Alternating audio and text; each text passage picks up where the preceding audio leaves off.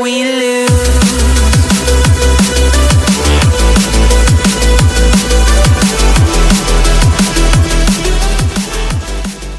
Hey, what's going on, guys? It's Steve. So LeBron James was recently interviewed about Kobe Bryant, Tim Duncan, and obviously the recent retirement and Kevin Garnett.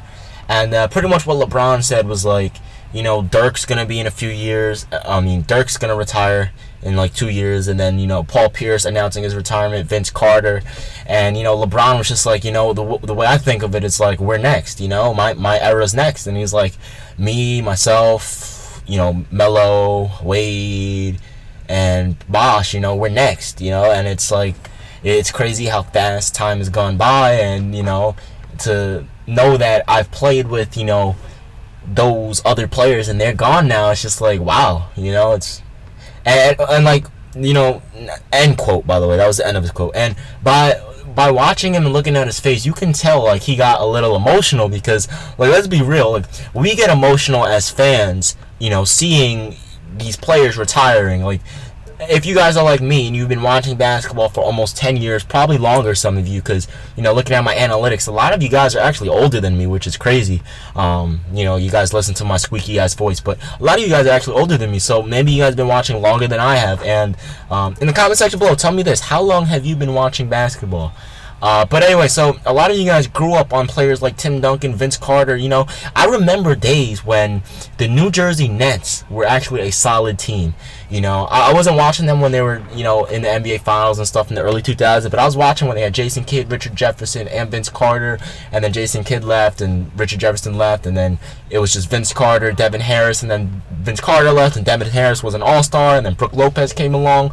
Like, you guys know, I grew up on the New York Knicks and the New Jersey Nets, and the reason is because in New York City, you know, we have two networks that come with every single cable subscription you have. That's Madison Square Garden, which is MSG, and then we also had Yes Network, which is for the New Jersey Nets, and now it's the Brooklyn Nets, right? So those are my two favorite teams, and I grew up watching them, so I remember the Al Harrington days, the Wilson Chandler days, the Nate Robinson, Eddie Curry, Jared Jeffries, Danilo Gallinari, Wilson Chandler. I think I said that before, but I remember a lot of all of this, you know. I remember a lot of these days.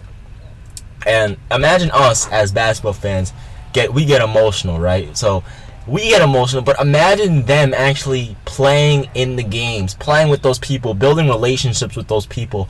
LeBron came into the league when he was 18 years old, right? Kobe came into the league when he was 18 years old. Melo was 19. D-Wade was 19. Bosh was 19.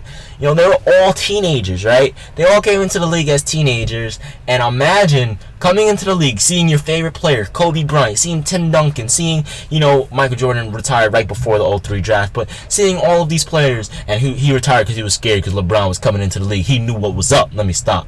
Oh, did you guys hear about Skip Bayless talking?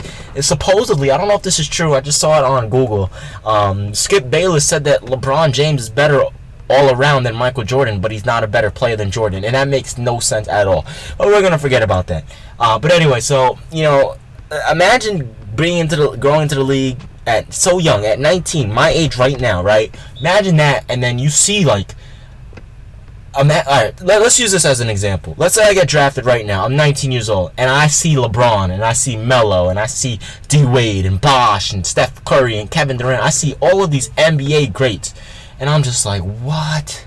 I grew up watching you guys, now I'm playing with you guys, and then let's say 10 years go by, those players are now retiring, and I'm just like, wow. I'm getting old, man. Like, that's probably how LeBron feels right now. Like, wow, I'm getting old. You know, age, grandpa time is catching up with me. There's one thing you can never outrun in life, and that is time. So use your time wisely, guys. Don't be like me. Like, I screwed up on YouTube before. Like, I grinded nearly 2 videos a day for 3 straight years, right? And then out of nowhere, I was like, you know what? I'm not happy. I quit, and I threw that away for like a year and a half, and then I came back. And for some reason, you guys love what I'm doing now. I don't know why. I guess, you know, you guys just love basketball, or you guys love me because I love you guys. No, you know, forget it. But anyway, so you can imagine how emotional. I really get into like some tangents when I talk, but you guys can imagine how emotional you know, LeBron must feel. And then on top of that, you must imagine how emotional players like Kobe and KG and Tim Duncan must feel, because in a sense, they raised these NBA greats in terms of the 2003 draft, which is the next era that's up next, right?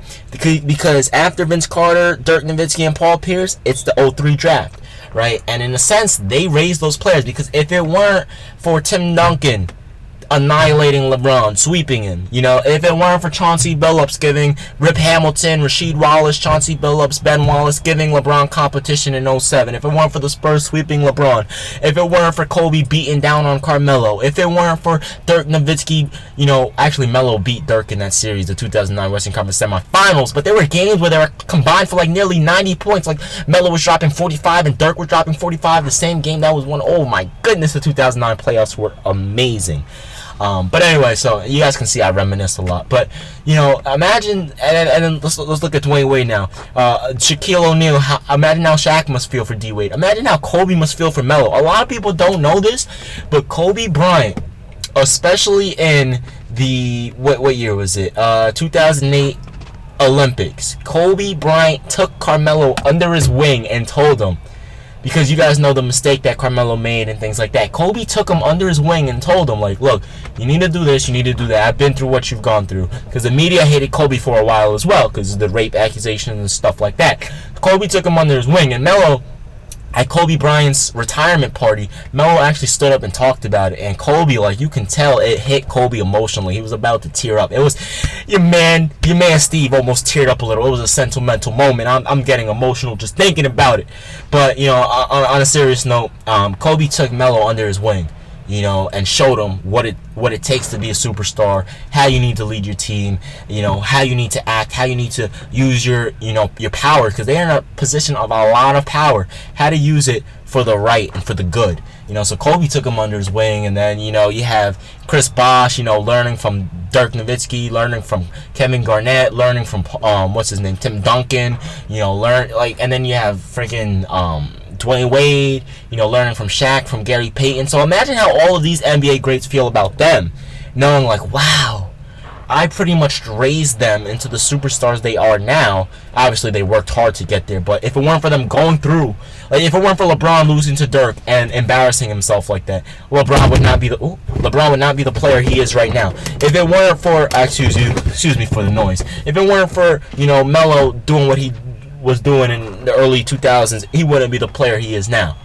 Same with Bosh and D Wade. You know what I'm saying? So it's weird when you really sit back and think about it, man. It's a strange situation, and recently we've had like 2 video topics about this recently, and every single time I make this kind of video, I kind of get my heart kind of sinks a little bit, because it's like, one, I pretty much grew up with these people, you know what I'm saying? I grew up with LeBron in a sense. I saw him go from, one of the best talents in the world, but not being the best player in the world because he just couldn't put it together in terms of how to take over at the right moments, into him being the best player in the world, being the highest, the smartest basketball player I've ever seen, impacting the game on every level, from that. And then we've seen Carmelo, being unselfish and understanding, okay, in order for this team to succeed, we need to, I need to pass the ball more. And what did he do? He took less shots last season. His assists, he had a career high in assists. He had a career high in most passes in his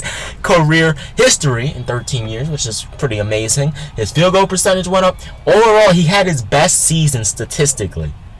You know what I'm saying? So when you think about things like that, and then you see, like, that's a lot of maturity, man. Like, going from accepting that, you're a dominant scorer, but accepting that the team doesn't need you to be that scorer all the time. They just need you to, help some, average over 20, of course.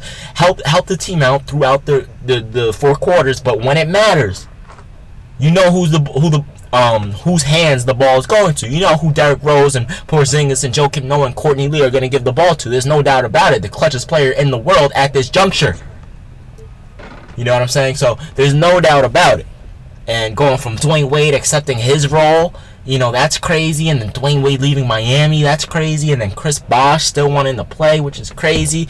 So we grew up with these players, man. And to see that they're actually close to retirement, oh, man, it makes me sad, dude. But at the end of the day, man, that's life, Like, life just goes on, dude. Like, imagine how Jordan feels, dude. Imagine how Magic and Bird feel. They probably feel like it was yesterday. and it's already been like almost, I don't know, like almost 25 plus years. You know, probably even longer than that. What Jordan, the Magic, and Bird retired in like '93, I think, or maybe a little later than that. So like almost 25 years, which is crazy. And Jordan had been 13 freaking years, which is bananas, man. But anyway, guys, I'm out of here. Let me know what you guys think in the comment section below. Also, please, I would love to know how long have you guys been watching basketball? Anyway, it's been Steve. I'm out of here. I love you guys. Peace. We lose.